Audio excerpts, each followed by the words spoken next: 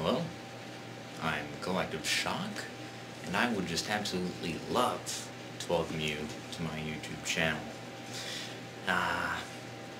This channel's pretty much going to be used for ranting and raving on miscellaneous topics of my choosing. So today, we're going to be talking about morals, ladies and gentlemen, and where they come from, and just a spiel on them. So, be excited. So, I'm just going to start off by saying a extremely misused and misunderstood quote by Friedrich Nietzsche. Here it is. Now, you might find this surprising, but here's the quote. God is dead. Now, me personally, I never took what Friedrich Nietzsche said to be literal. I didn't actually believe that we as a society, I guess, physically killed God. I don't believe that a mystical creature named God is dead. But, you know, many people misconstrue this quote to make Friedrich Nietzsche look bad, when in reality they're making themselves look bad. Why? Because they're retarded. Yes. So basically, what this quote, what Friedrich Nietzsche is trying to say, is basically morality and ethics do not come from religious mysticism. No matter what religion you follow, morality does not come from that. But none of that really means anything if we don't know what morality is. So, let's define what morality is, shall we? Well, if I were to define morality, I'd just define it as a system of morals. But that doesn't really help if we still don't know what the root word of it is, morals.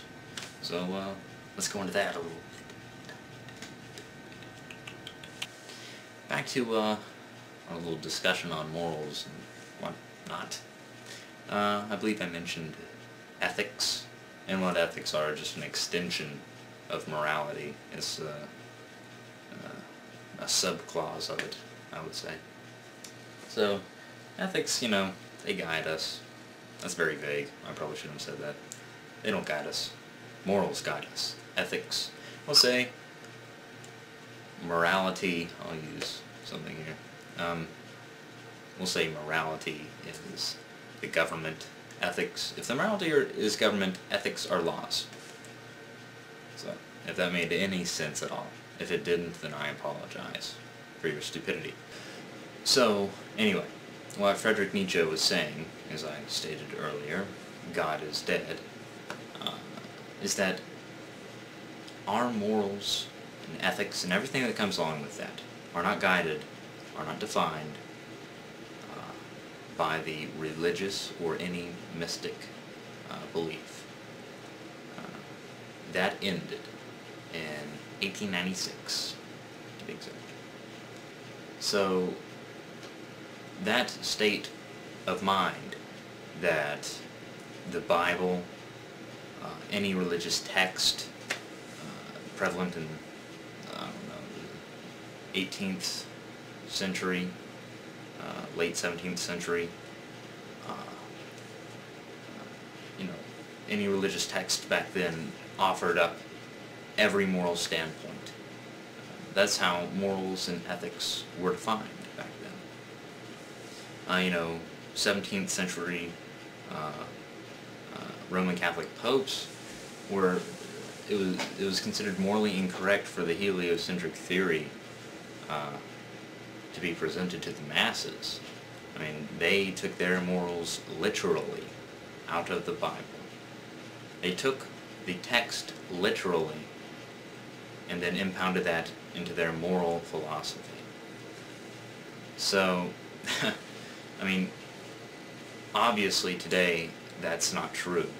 The Pope, the Vatican, do what we all do, and which is, you know, We get our morals and our ethics from whatever society we live in.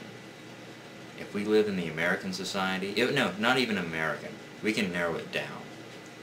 If you live in a small back town, rural, place in the hills of Virginia, then, it could be permissible, it could be morally permissible to be racist or to publicly lynch someone. That used to be morally permissible in society. So as society evolves, so do our morals. So there is no big, giant book of morals in the sky to go by. No. What defines morals is the society in which we live in, which is constantly evolving, which only means that our morals are constantly evolving, which means our ethics are constantly evolving. 1 century it might be okay to, dip someone in hot tar and feather them as a punishment, and, a few centuries later it might be, that might be completely immoral. That would be considered immoral by society, and lethal injection might be moral. Then the next, who's to say that the societies after that will consider lethal injection moral? We don't know. But the point is that, and I try to make this point to the religious all the time, that say, well, I get my morals from the Bible, or I get my morals from the Quran, or the Torah, or whatever holy book you so choose to read, believe in, practice. To all those people that say, I get my morals from the Bible, or the Quran, or the Torah, you do not. If you cheat on your wife, you do not stone, or, no, if your wife cheats on you, you do not stone her in public square. That was morally permissible in the time of the Bible, but it is not morally permissible now. It's morally permissible to divorce your wife, or to leave her, but it is not morally permissible to stone her. So, and it is true that some ethical standpoints that are demonstrated in the 10 Commandments are still relevant today. Thou shalt not steal, thou shalt not kill, etc. I mean, that's still prevalent, but, those are just 2 out of 10 I just looked at. I mean, I would say, in the will to survive, what would we say? In, the will of the world, the will to survive, right? The will to survive basically states, when this was, Friedrich Nietzsche's standpoint, that every human, no matter what, wants, their ultimate goal isn't the sake of others, it isn't altruism. It's to keep yourself alive, to survive, and to not be killed. Your ultimate goal is not to be murdered. And how do you not get murdered? You do not murder others. You do not do harm unto others, which you could argue that that's where altruism gets its roots, but I wouldn't say so. But, that's why we don't murder. That's why it's morally impermissible. And people would argue with, well, without the Bible, those morals of thou shalt not kill wouldn't be in society today. And I disagree. I think that without the Bible, we as people would be knowledgeable enough to know that killing is morally wrong.